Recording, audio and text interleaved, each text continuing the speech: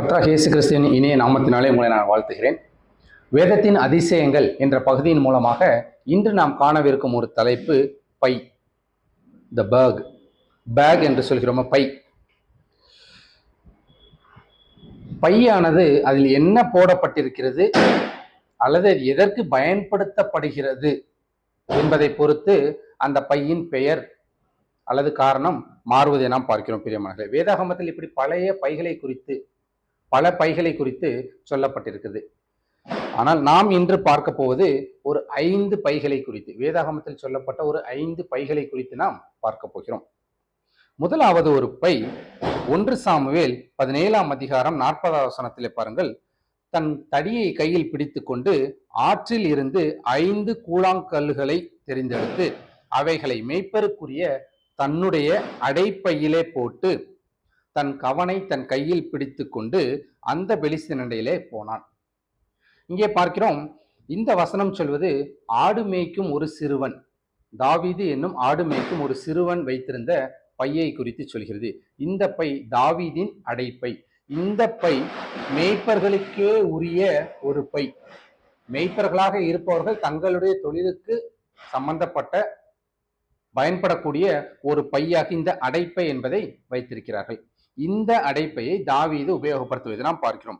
பாருங்கள் பிரியமானவர்களே, பெலிஸ்தியனோடு சண்டை போடுவதற்கு, யுத்தம் செய்வதற்கு இஸ்ரவேலிலே யாரும் முன்வராத போதிலும் இந்த சிறுவன் ஆகிய ஆடு மேய்க்கும் தாவீது ராஜாவினிடத்தில் போய் இந்த பெலிஸ்தியனை எதிர்க்க என்னால் முடியும், நான் யுத்தத்திற்கு போகிறேன் என்று சொல்லும் பொழுது சவுல் என்ன செய்கிறார்?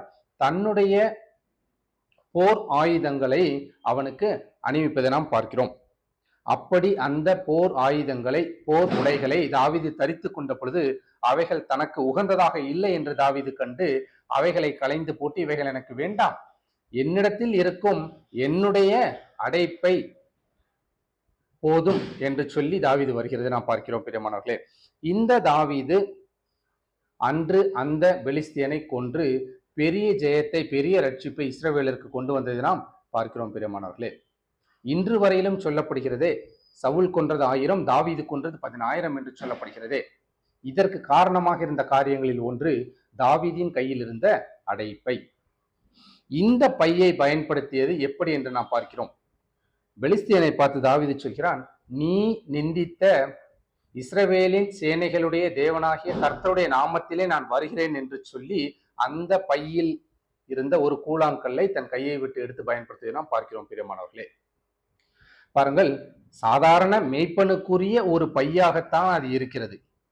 ஆனாலும் அந்த பையை தாவீது கர்த்தருடைய நாமத்திலே பயன்படுத்துவதை நாம் பார்க்கிறோம். பிரியமானவர்களே, இந்த தாவீதின் அடைப்பை ஒரு நம்பிக்கையின் பை, விசுவாசத்தின் பையாக அங்கே காணப்படுகிறது. பிரியமானவர்களே, இந்த பை எங்கோ இருந்து வந்ததல்ல, தாவீதின் இடத்தில் இருந்த பை. இப்படியாகத்தான் பிரியமானவர்களே, நம்மிடத்திலும் கூட ஏதோ ஒரு பை இருக்கத்தான் செய்கிறது. நீங்கள் எப்படிப்பட்டவரோ அல்லது உங்களிடத்தில் இருக்கும் பை எப்படிப்பட்டதோ நீங்கள் அறிவீர்கள். பிரியமானவர்களே, ஆனாலும் அந்த பையை எப்படி நாம் பயன்படுத்துகிறோம்? இருப்பது அற்பமான பை என்று நீங்கள் எண்ண தேவையில்லை. கர்த்தருடைய நாமத்திலே அந்த பையை பயன்படுத்துவீர்கள் என்று சொன்னால், இருப்பதை பயன்படுத்துவீர்கள் என்று சொன்னால், உங்களை கொண்டு பெரிய ரட்சிப்பை கொடுக்க தேவன் வல்லவராய் இருக்கிறார். அதிசயங்களையும் அற்புதங்களையும் உங்களை கொண்டு செய்ய வல்லவராய் இருக்கிறார். சாதாரண ஒரு சிறுவன் கர்த்தருடைய நாமத்திலே தன்னிடத்தில் இருக்கும் பையை உபயோகப்படுத்திய பொழுது பெரிய அதிசயத்தை கர்த்தர் காண செய்தார். வேதாகமத்திலே எத்தனையோ எடுத்துக்காட்டுகளை நாம் பார்க்க முடியும். பிரியமானவர்களே, சாரிபாத் விதவையை பாருங்கள். தன்னிடத்தில் இருந்தது ஒரு கைப்பிடி மாவும் ஒரு கலசத்தில் கொஞ்சம் எண்ணெயும் தான். அதை கர்த்தருடைய நாமத்திற்கென்று பயன்படுத்தினால், தீர்க்கதரிசிக்கின்றதை பயன்படுத்தினால் பஞ்சம் தீரும் வரையிலும் அந்த மாவும் எண்ணெயும் குறையவே இல்லை. அன்று அதிசயத்தை அவள் காண்பதை நாம் பார்க்கிறோம். பிரியமானவர்களே, அது மாத்திரமல்ல, தீர்க்கதரிசிகளின் புத்திரரில் ஒருவனுடைய மனைவியாக இருந்தவள் விதவையாக போன பின்பு கடன் கொடுத்தவர்கள் தன்னுடைய 2 மகன்களையும் அடிமைகளாக்கி கொள்ள வரும் பொழுது அவளிடத்தில் இருந்தது ஒரே ஒரு குடம் எண்ணெய். பிரியமானவர்களே, கர்த்தருடைய நாமத்திலே, கர்த்தருடைய தீர்க்கதரிசியின் வார்த்தையை நம்பி அவள் அதை பயன்படுத்திய பொழுது, தன்னிடத்தில் இருந்த அந்த ஒரே குடம் எண்ணெயை பயன்படுத்திய பொழுது தன் கடன்கள் எல்லாம் தீரும்படியான அதிசயத்தை அன்று அவள் காண முடிந்தது. பிரியமானவர்களே, அது மாத்திரமல்ல, புதிய ஏற்பாட்டிலே பார்க்கிறோம், ஒரு சிறு பையன் தன்னிடத்தில் இருந்தது 5 அப்பம் 2 மீன். இருந்தது ஏதோ அற்பமான ஒரு காரியமாக இருக்கலாம். ஆனால் கர்த்தரிடத்தில் அதை கொடுத்த பொழுது 5000க்கும் மேற்பட்டவர்கள் அதை புசித்து திருப்தி அடைந்தார்கள். மீதமான கூடையும் எடுத்தார்கள் என்பதாக வேதம் சொல்கிறது பிரியமானவர்களே. ஆகவே உங்களிடத்தில் இருப்பது எப்படிப்பட்ட பையாக வேண்டுமானாலும் இருக்கலாம். அது அற்பமான பையாக கூட இருக்கலாம். ஒருவேளை இதை வைத்துக் கொண்டிருக்கக்கூடிய நீங்கள் அற்பமானவர்களாக கூட இருக்கலாம். ஆனால் கர்த்தர் சொல்கிறார், எதை உங்களிடத்தில் வைத்திருக்கிறீர்களோ, எது உங்களுடையது என்று வைத்திருக்கிறீர்களோ அதை கர்த்தருடைய நாமத்தில் பயன்படுத்தும் பொழுது நிச்சயமாகவே கர்த்தர் அதை கொண்டு பெரிய அதிசயமான அற்புதமான காரியங்களை செய்ய வல்லவராய் இருக்கிறார். பிரியமானவர்களே, தாவீதின் கையில் இருந்த பை அவனுடைய பை, அது நம்பிக்கையின் பையாக காணப்பட்டது. இரண்டாவது ஒரு பையை குறித்து நாம் பார்க்கலாம் பிரியமானவர்களே. யோசுவா 9ஆம் அதிகாரம் 4வது வசனத்திலே பாருங்கள். ஒரு தந்திரமான யோசனை பண்ணி, யார்? கிபியோனியர் ஒரு தந்திரமான யோசனை பண்ணி தங்களை ஸ்தானாபதிகள் போல காண்பித்து பழைய ரட்டு பைகளையும் வீரலும் பொத்தலுமான பழைய திராட்சை துருத்திகளையும் தங்கள் கழுதைகள் மேல் வைத்து என்று வேதம் சொல்கிறது. இங்கு இரண்டாவது நாம் பார்க்க போகிற ஒரு பை பழைய ரட்டு பை. இதை பயன்படுத்தியவர்கள் யார்? கிபியோனியர். யாருக்கு எதிராக பயன்படுத்தினார்கள்? இஸ்ரவேலருக்கு எதிராக இதை பயன்படுத்துவதை நாம் பார்க்கிறோம் பிரியமானவர்களே. இந்த பை அவர்கள் இஸ்ரவேலர்களிடத்தில் இருந்த பை அல்ல, யாரோ ஒருவர் வெளியிலிருந்து இஸ்ரவேலர்களிடத்தில் கொண்டு வந்த பை. முதலாவது பார்த்தோம் தாவீதின் கையில் இருந்த பை. இது இஸ்ரவேலர்களிடத்தில் வேறு ஒருவர் கொண்டு வந்த பை. இந்த பையில் அப்படி என்ன இருந்தது? இந்த பையே பாருங்கள், ரட்டினால் செய்யப்பட்ட ஒரு பை. இந்த பை கிழிந்து போன பழைய பையாக காணப்படுகிறது. இந்த பழைய பைக்குள் என்ன இருந்தது என்பதை இவர்கள் அறியவில்லை. பாருங்கள், இந்த பை ஒரு வஞ்சகத்தின் பையாக காணப்படுகிறது பிரியமானவர்களே. கிபியோனியர் அன்று இஸ்ரவேலர்களிடத்தில் கொண்டு வந்த பை வஞ்சகத்தின் பை. அவர்களை வஞ்சிக்கும்படியாக தந்திரமாய் ஒரு யோசனை பண்ணி அந்த பையை எடுத்து வருவதை நாம் பார்க்கிறோம் பிரியமானவர்களே. இந்த பை உங்களிடத்திலும் என்னிடத்திலும் வரும் என்று சொன்னால் நாம் என்ன செய்ய வேண்டும்? அன்று யோசுவா செய்யாத காரியம் ஒன்று. யோசுவா 9ஆம் அதிகாரம் 14வது வசனத்திலே பாருங்கள். அப்பொழுது இஸ்ரவேலர் கர்த்தருடைய வாக்கை கேளாமல் அவர்களுடைய போஜன பதார்த்தத்தில் சிறிது வாங்கி கொண்டார்கள். அந்த பை எப்படிப்பட்ட பை என்பது தெரியாது. அந்த பைக்குள் இருப்பது என்னவென்பது தெரியாது. அந்த போஜன பதார்த்தம் எப்படிப்பட்ட போஜன பதார்த்தம் என்பதும் தெரியாது பிரியமானவர்களே.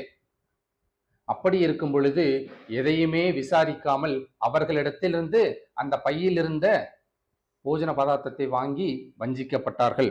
கர்த்தர் இஸ்ரவேலரை குறித்து ஒரு பெரிய மகத்தான திட்டத்தை வைத்திருந்தார் பிரியமானவர்களே. அவர்கள் எகிப்திலிருந்து புறப்பட பண்ணி கானான் தேசத்தை சுதந்திரிக்கும்படி போய்கொண்டிருக்கிறார்கள். அப்படி போய்கொண்டிருக்கும் பொழுது வழியிலே வருகிற ஏத்தியர், எபூசியர், எமோரியர் எல்லோரையுமே வென்று கானான் தேசத்தை சுதந்திரிக்க வேண்டும் என்பது தேவனுடைய சித்தமாய் இருந்தது பிரியமானவர்களே. ஆனாலும் பாருங்கள், இந்த கிபியோனியரிடத்தில் இவர்கள் வஞ்சிக்கப்பட்டு போனார்கள். தவறான ஒரு உடன்படிக்கையை செய்து விட்டார்கள். கர்த்தருடைய திட்டம் வேறொன்றாக இருந்தது. ஆனால் அந்த திட்டத்திற்கு மாறாக இவர்கள் செயல்பட வேண்டிய ஒரு சூழ்நிலைக்குள்ளாக தள்ளப்பட்டார்கள். அதற்கு காரணம் என்ன? வெளியிலிருந்து யாரோ ஒருவர் உங்களை வஞ்சிக்கும்படி கொண்டு வரக்கூடிய பையாக காணப்படுகிறது பிரியமானவர்களே. அன்று கிபியோனியர் கொண்டு வந்த அந்த பழைய ரட்டுப்பை இஸ்ரவேலருக்கு வஞ்சகத்தை கொண்டு வந்தது. இஸ்ரவேலரை கர்த்தருடைய திட்டத்தை செய்ய முடியாதபடிக்கு தவறான ஒரு உடன்படிக்கையில ஈடுபடும்படியாக இவர்களை கொண்டு சென்றதை பார்க்கிறோம் பிரியமானவர்களே. இப்படியாகத்தான் நம்முடைய வாழ்க்கையிலும் கூட வஞ்சகத்தின் பை வெளியிலிருந்து வரக்கூடும் பிரியமானவர்களே. பாருங்கள், 2 கொரிந்தியர் 11ஆம் அதிகாரம் 3வது வசனத்திலே 3, 4 ஆகிய வசனங்களை பாருங்கள். ஆகிலும் சர்ப்பமானது தன்னுடைய தந்திரத்தினாலே ஏவாளை வஞ்சித்தது போல உங்கள் மனதும் கிறிஸ்துவை பற்றிய உண்மையினின்று விலகும்படி கெடுக்கப்படுமோ என்று பயந்திருக்கிறேன்.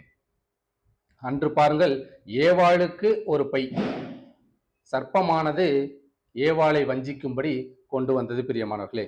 4வது வசனத்திலே பாருங்கள், எப்படியெனில் உங்களிடத்தில் வருகிறவன் நாங்கள் பிரசங்கியாத வேறொரு இயேசுவை பிரசங்கித்தானால், அல்லது நீங்கள் பெற்றிராத வேறொரு ஆவியையும் நீங்கள் ஏற்றுக்கொள்ளாத வேறொரு சுவிசேஷத்தையும் பெற்றீர்களானால் நன்றாய் சகித்திருப்பீர்களே என்று வேதம் சொல்கிறது பிரியமானவர்களே.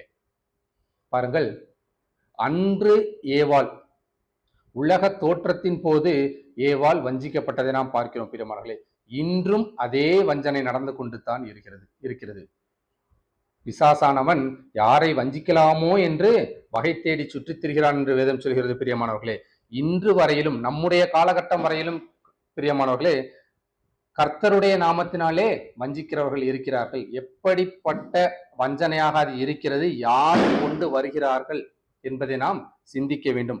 ஒருவேளை பிறர் நம்மிடத்தில் கொண்டு வரும் அந்த வஞ்சகத்தின் பை என்ன என்பதை நாம் அறியாதவர்களாய், அதில் நாம் பங்குள்ளவர்களாய் பங்கேற்றுக் கொள்வோமானால், அவர்களோடு கூட நாம் உடன்படிக்கை செய்து கொள்வோம் என்று சொன்னால், கர்த்தருடைய திட்டத்தை நம்முடைய வாழ்க்கையிலே ஒருபோதும் நிறைவேற்ற முடியாது. பிரியமானவர்களே, கர்த்தர் உங்களை குறித்து மேன்மையான, மகத்துவமான, மகிமையான ஒரு திட்டத்தை வைத்திருக்கிறார். ஆனால் அந்த திட்டத்தை அழித்து போடும்படியாக பிசாசானவன் உங்களை வஞ்சிக்க அந்த வஞ்சகத்தின் பையை உங்களிடத்தில் கொண்டு வரலாம். அந்த வஞ்சகத்தின் பை எதுவாக வேண்டுமானாலும் இருக்கலாம். பிரியமானவர்களே, பொன்னோ பொருளோ எதுவாக வேண்டுமானாலும் இருக்கலாம். உங்கள் ஆசையை தூண்டக்கூடியதாக இருக்கலாம். அன்று ஏவாளை இச்சிக்கும்படி செய்தது அந்த வஞ்சகத்தின் பை. இன்றும் உங்களிடத்திலும் என்னிடத்திலும் அது கிரியை செய்யும்படியாக நம்மை தொடர்ந்து கொண்டுதான் இருக்கிறது. மிகவும் ஜாக்கிரதையாக இருக்க வேண்டும். பிரியமானவர்களே, இதை மேற்கொண்ட ஒரு நபரை குறித்து நாம் பார்க்கலாம். இயேசுவானவரை குறித்து தான் சொல்கிறேன். பிரியமானவர்களே, மத்தேயு 4ஆம் அதிகாரத்திலே பாருங்கள். இயேசுவானவரை வஞ்சிக்கும்படியாக பிசாசானவன் அவரிடத்தில் வருகிறான். மலையின் உச்சியிலே எடுத்து சென்று, இதோ பாரும், இந்த உலகமும் இந்த செல்வமும் எனக்குரியது, இதை நான் உமக்கு கொடுக்கிறேன், நீர் என்னை பணிந்து கொள்ளும் என்பதாக சொல்வதை, இது வஞ்சகத்தின் பை என்பதை இயேசுவானவர் அறிந்து சொல்கிறார். அப்பாலே போ சாத்தானே என்பதாக. ஒருவேளை அதை குறித்த அறிவு நமக்கு இல்லை என்று சொன்னால், இது என்ன பை, இந்த பை என்ன செய்யும், இது வஞ்சகம்தான் என்பதை அறியாதவர்களாய் இருந்தால் நாம் விழுந்து போவோம். பிரியமானவர்களே, இயேசுவானவர் நமக்கு சிறந்த ஒரு எடுத்துக்காட்டாக வேதாகமத்தில் விளங்குவதை பார்க்கிறோம். இந்த பை வெளியிலிருந்து நம்மை வஞ்சிக்கும்படி கொண்டு வரக்கூடிய ஒரு பையாக இருக்கிறது. இதை யார் கொண்டு வருகிறார்கள், அதில் என்ன இருக்கிறது என்பதெல்லாம் நாம் அறியாமல் இருந்தால், கர்த்தர் சொல்கிறார், அவரிடத்தில் விசாரியுங்கள். ஒருவேளை உங்களிடத்தில் இப்படிப்பட்ட காரியங்கள் வரும் என்று சொன்னால், கர்த்தரிடத்தில் விசாரியுங்கள். கர்த்தரிடத்தில் விசாரிக்கும் பொழுது அதை குறித்த தகுந்த தெளிவான ஒரு புத்தியை, அறிவை நமக்கு தேவன் கட்டளையிடுவார். சந்தர்ப்ப சூழ்நிலைக்கு ஏற்ப கர்த்தர் நம்மை வழிநடத்தக்கூடியவராய் இருக்கிறார். பிரியமானவர்களே, மூன்றாவது ஒரு பையை பாருங்கள். யோவான் 12ஆம் அதிகாரம் 6வது வசனத்திலே சொல்லப்பட்டிருக்கிறது. அவன் தரித்திரரை குறித்து, யார்? யூதாஸ் தரித்திரரை குறித்து கவலைப்பட்டு இப்படி சொல்லாமல், அவன் திருடனானபடியினாலும் பணப்பையை வைத்துக் கொண்டு அதிலே போடப்பட்டதை சுமக்கிறவன் ஆனபடினாலும் இப்படி சொன்னான் என்று வேதம் சொல்கிறது. பிரியமானவர்களே, மூன்றாவது ஒரு பை யூதாஸின் பணப்பை. இந்த யூதாஸின் பணப்பை எப்படிப்பட்ட பை? பேராசையின் பை. இந்த பை பாருங்கள், யூதாஸிடம் இருந்த பை அல்ல, வேறொருவர் கொண்டு வந்து அவனை வஞ்சிக்கும்படி கொடுத்த பை அல்ல, கர்த்தர் யூதாஸை நம்பி கொடுத்த பை அது. கர்த்தர் யூதாஸுக்கு ஒரு பொறுப்பை கொடுத்தார்.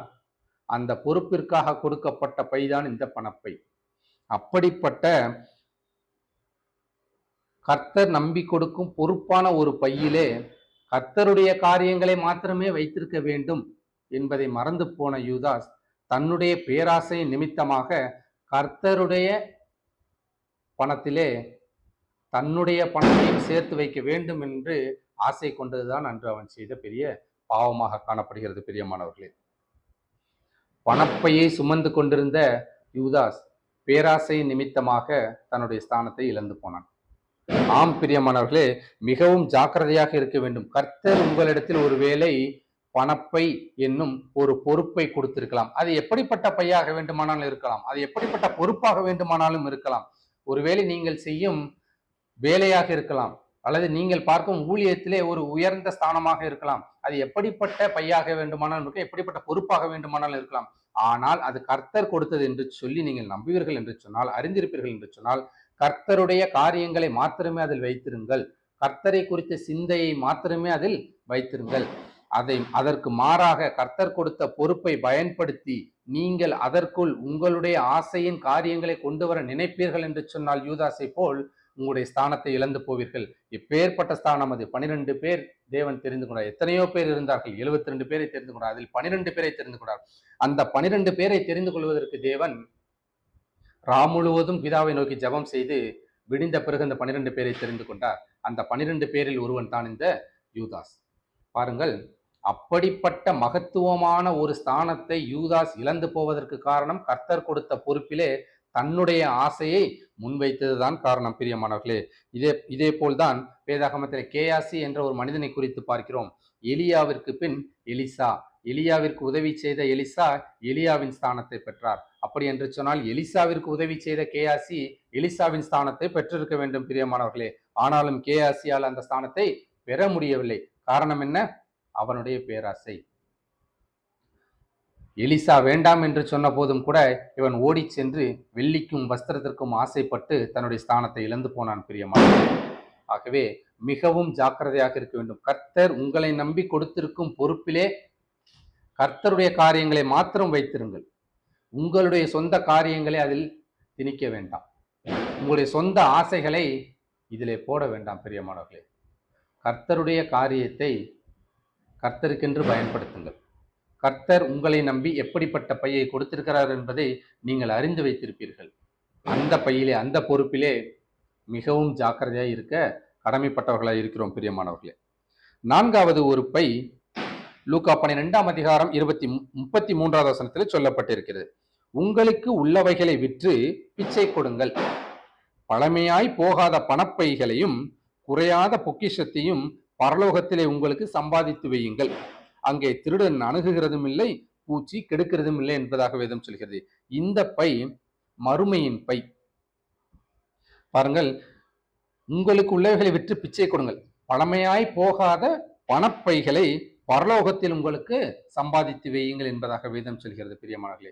இந்த பை நம் வைத்திருப்பது அல்ல, பிறர் கொண்டு வருவது அல்ல, கர்த்தர் நமக்கு இப்போது கொடுப்பது அல்ல. நமக்கென்று கர்த்தர் ஆயத்தம் பண்ணி வைத்திருக்கக்கூடிய ஒரு பை பிரியமானவர்களே. இதுதான் பரலோகத்தில் நமக்கென்று வைத்திருக்கக்கூடிய ஒரு பை, மறுமையின் பை. இந்த பை நிரந்தரமான பை. உலகத்தில் நாம் வாழ்கிறோம் என்று சொன்னால் ஒரு நாளிலே நிச்சயமாக கர்த்தர் நம்மை எடுத்துக்கொள்வார். எடுத்துக்கொண்ட பிறகு பரலோகத்தில் சென்று உங்கள் பைகளை திறந்து பார்ப்பீர்கள் என்று சொன்னால், மறுமையின் பைகளை திறந்து பார்ப்பீர்கள் என்று சொன்னால், அந்த பை பெருமையாக காணப்படக்கூடாது என்று சொன்னால் கர்த்தர் சொல்கிறார், உங்களுக்கு உள்ளவைகளை விற்று பிச்சை கொடுங்கள் என்பதாக. கர்த்தர் உங்களுக்கு கொடுக்கிற காரியங்கள் எல்லாம் நீங்கள் மாத்திரமே அனுபவிப்பதற்கு மாத்திரம் அல்ல பிரியமானவர்களே. உங்களை கொண்டு கர்த்தர் மற்றவர்களை போஷிக்க விரும்புகிறார், மற்றவர்களை கவனிக்க விரும்புகிறார் பிரியமானவர்களே. ஆகவே உங்களிடத்தில் உள்ளவைகளை பிறருக்கு கொடுக்கும் பொழுது அந்த நிரந்தரமான பையை நீங்கள் நிச்சயமாகவே நிரப்பக்கூடியவர்களாக இருக்கிறீர்கள். இம்மையிலே மறைந்து மறுமையிலே நீங்கள் செல்லும் பொழுது உங்களது பணப்பைகளை திறந்து பார்ப்பீர்கள். பரலோகத்தில் சென்று உங்களுக்கு உரியதான அந்த மறுமையின் பையை திறந்து பார்க்கும் பொழுது அந்த பை எப்படி காணப்படுகிறது என்பது இன்று நீங்கள் வாழும் வாழ்க்கையை பொறுத்தது பிரியமானவர்களே. இந்த பையை கர்த்தர் எல்லோருக்கும் கொடுக்க சித்தமாய் இருக்கிறார். மறுமையின் பையை கர்த்தர் எல்லோருக்கும் கொடுக்க ஆசையாய் இருக்கிறார். ஆனால் அந்த பையை பெற்றுக்கொள்வதும் பெற்றுக்கொள்ளாமல் விடுவதும், அந்த பையை நிரப்புவதும் அந்த பையை வெறுமையாக வைத்திருப்பதும் உங்களிடத்திலும் என்னிடத்திலும் இம்மையிலே கொடுக்கப்பட்டிருக்கிறது பிரியமானவர்களே. இம்மையில் நீங்கள் வாழும் வாழ்க்கை மறுமையில் உங்கள் பைகளை நிரப்பக்கூடியதாய் காணப்படுகிறது. உங்கள் பொக்கிஷங்களை மறுமையில் உள்ள இந்த பையிலே நிரப்பி வையுங்கள். இதைத்தான் கர்த்தர் உங்களுக்கு வலியுறுத்த விரும்புகிறார் பிரியமானவர்களே. எடுத்துக்காட்டாக பாருங்கள், மத்தேயு 19ஆம் அதிகாரம் 21வது வசனத்திலே, அதற்கு இயேசு, நீ பூரண சர்க்குணனாய் இருக்க விரும்பினால் போய் உனக்கு உண்டானவைகளை விற்று தரித்திரருக்கு கொடு, அப்பொழுது பரலோகத்தில் உனக்கு பொக்கிஷம் உண்டாயிருக்கும், பின்பு என்னை பின்பற்றி வா என்றார் என்பதாக வேதம் சொல்கிறது பிரியமானவர்களே. இது ஒரு ஐஸ்வர்யவானை குறித்து, சம்பத்து மிகுந்த ஒரு மனிதனை குறித்து சொல்லி இருக்கிறது. இயேசுவானவர் ஒரு ஐஸ்வர்யவானை குறித்து சொல்கிறார். அந்த மனிதனை பார்த்து சொல்கிறார், உன்னிடத்தில் உள்ளதையெல்லாம் விற்று தரித்திரருக்கு கொடு, அப்பொழுது மறுமையிலே உனக்கு உன்னுடைய பணப்பை, உன்னுடைய பொக்கிஷப்பை நிறைந்திருக்கும் என்பதாக. ஆனாலும் அந்த மனிதன் அதை பெற்றுக்கொள்ளவில்லை. மிகவும் மகிழ்ச்சியாக அவரிடத்தில் வந்தவன் திரும்பி செல்லும் பொழுது மிகவும் வருத்தத்தோடு திரும்பி செல்கிறான். ஏன் வருத்தத்தோடு திரும்பி சென்றான் தெரியுமா? கர்த்தர் அவனை இம்மையிலே கொடு, மறுமையிலே பெற்றுக்கொள்வா என்று சொன்னதை அவனால் விசுவாசிக்க முடியவில்லை. பிரியமானவர்களே, தேவன் இந்த பையை உங்களுக்கும் எனக்கும் கொடுக்க நிச்சயமாய் சித்தம் கொண்டிருக்கிறார் பிரியமானவர்களே. அதை நிரப்புவதும் நிரப்பாமல் விடுவதும் உங்களுடைய கையிலும் என்னுடைய கையிலும் தான் இருக்கிறது. அன்று அந்த ஐஸ்வர்யவானுக்கு கொடுக்கப்பட்ட அதே வாய்ப்பு இன்று நமக்கும் கிறிஸ்துவானவர் கொடுக்கிறார். அந்த வாய்ப்பை பயன்படுத்தி இம்மையிலே நீங்கள் வாழும் வாழ்க்கையை கொண்டு மறுமையில் உங்கள் பொக்கிஷ பைகளை நிரப்ப நீங்கள் தயாராக இருக்கிறீர்களா என்பதை சிந்திக்க வேண்டும் பிரியமானவர்களே. 5வது ஒரு பையை பார்க்கலாம். ஆகாய் 1ஆம் அதிகாரம் 6வது வசனத்திலே சொல்லப்பட்டிருக்கிறது. நீங்கள் திரளாய் விதைத்தும் கொஞ்சமாய் அறுத்து கொண்டு வருகிறீர்கள். நீங்கள் புசித்தும் திருப்தியாகவில்லை, குடித்தும் பரிபூர்ணமடையவில்லை. நீங்கள் வஸ்திரம் உடுத்தியும் ஒருவனுக்கும் குளிர்விடவில்லை. கூலியை சம்பாதிக்கிறவன் பொத்தலான பையிலே போடுகிறவனாய் அதை சம்பாதிக்கிறான் என்று வேதம் சொல்கிறது. பிரியமானவர்களே, இங்கு ஆகாய் 1 அதிகாரம் 6வது வசனத்தில் சொல்லப்பட்ட ஒரு பை என்னது? பொத்தலான பை. இந்த பை எப்படிப்பட்ட பை?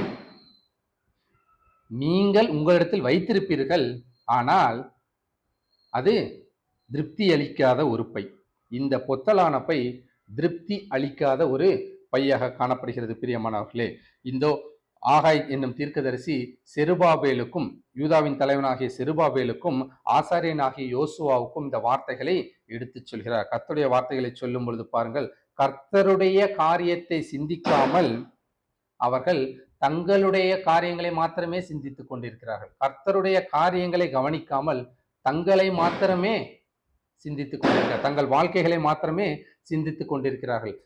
1 அதிகாரம் 4வது வசனத்தில் பாருங்கள், இந்த வீடு, அதாவது கர்த்தருடைய வீடு பாழாய் கிடக்கும் போது நீங்கள் மச்சுப்பாவப்பட்ட உங்கள் வீடுகளில் குடியிருக்கும்படியான காலம் இதுவோ என்று வேதம் சொல்கிறது. கர்த்தருடைய ஆலயம் அங்கே சிதிலமடைந்து அங்கே பழையதாய் காணப்படுகிறது. அதை சரி செய்வதற்கு ஒருவரும் காணப்படவில்லை. மக்கள் எல்லோரும் தங்களை மேம்படுத்திக் கொள்ளும்படி, தங்களுடைய வாழ்க்கையை உயர்த்தி கொள்ளும்படி, தங்களை தாங்களே மேன்மைப்படுத்திக் கொள்ளும்படி உலகத்தில் ஓடிக்கொண்டிருக்கிறார்கள். அப்படிப்பட்ட இஸ்ரவேலர்களை குறித்துத்தான் இந்த வேதவசனம் சொல்கிறது. கூலியை சம்பாதிக்கிறவன் பொத்தலான பையிலே போடுகிறவனாய் அதை சம்பாதிக்கிறான் என்று சொல்லி, நீங்கள் கர்த்தருடைய காரியத்தை சிந்திக்காமல் உலக காரியத்தை, உங்களுடைய காரியத்தை சிந்திக்கும்படி விரைவாக ஓடிக்கொண்டிருக்கிறீர்களா?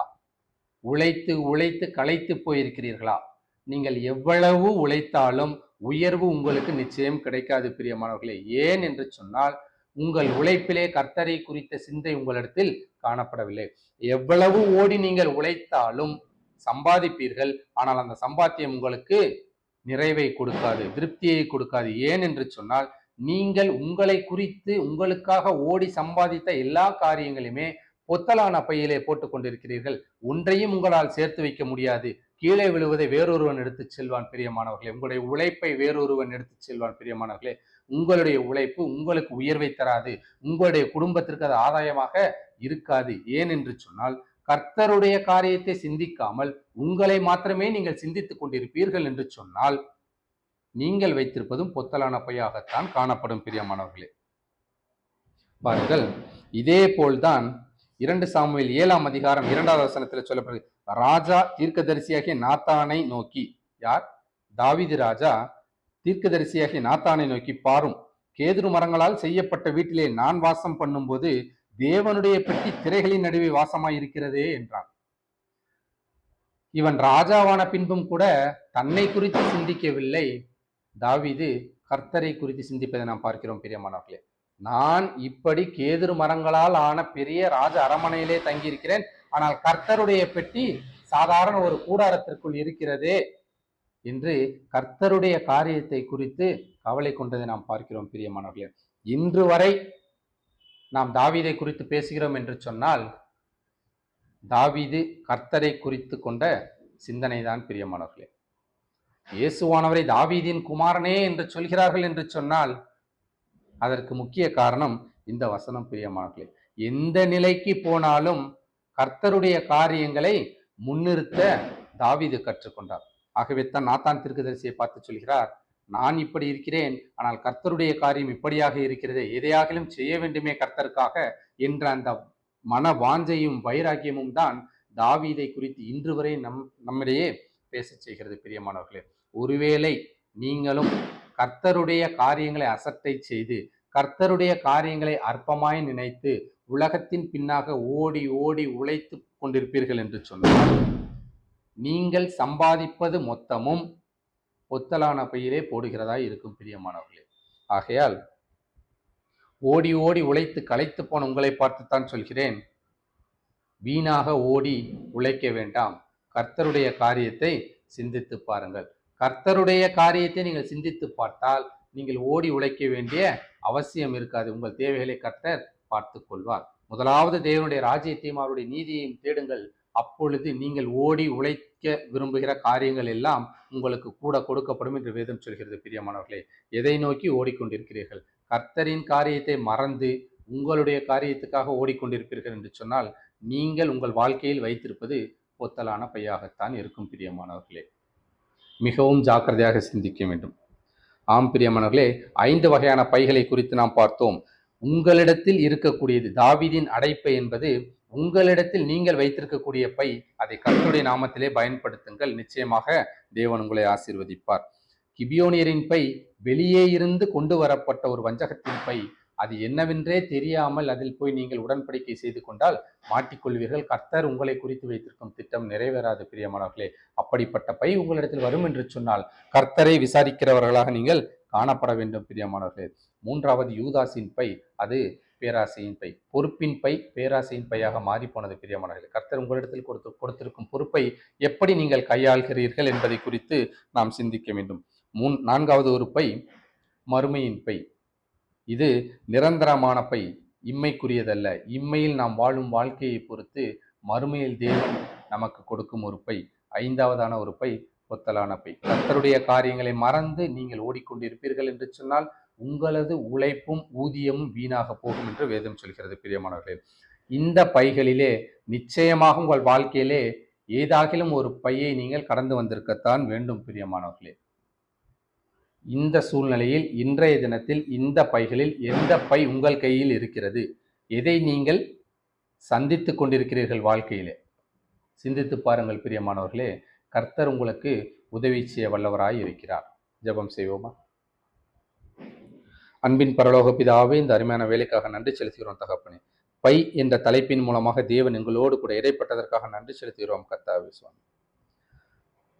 அநேக காரியங்களை எங்களுக்கு கற்றுக் கொடுத்தீர் தகப்பனே. எங்களிடத்தில் இருப்பது என்னவோ அது சிறியதோ அசட்டை பண்ணப்பட்டதோ எதுவாக இருந்தாலும் உம்முடைய நாமத்திலே அதை பயன்படுத்தும் பொழுது அதிசய அற்புதங்களை நாங்கள் பெற்றுக்கொள்ள முடியும் என்பதை நீர் கற்றுக் கொடுத்தீர் கர்த்தாவே.